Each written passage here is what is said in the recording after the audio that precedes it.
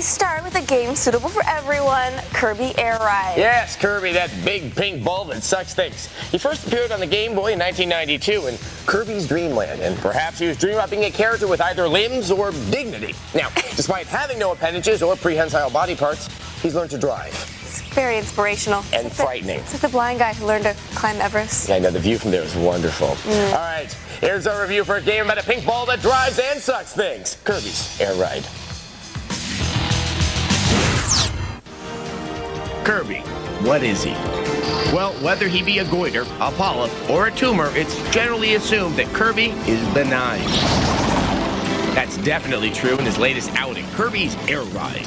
Here, that pus-filled sack of fun flies around on everything from a friendly hoverstart to a shaved ice vendor's carriage in an attempt to achieve glory as the fastest of 4 amoebic competitors.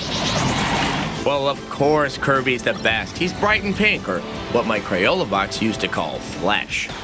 Well, since it's a Kirby title, you know there's going to be a lot of sucking. And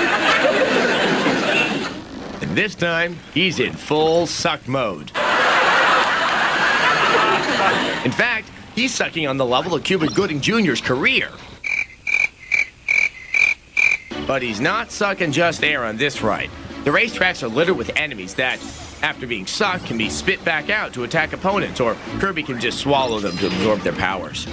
So, little dingle-ball-bearing swords will give Kirby a sword to hack at others, while these tubby buddies, strutting a nice head of lava, allow Kirby to throw fireballs.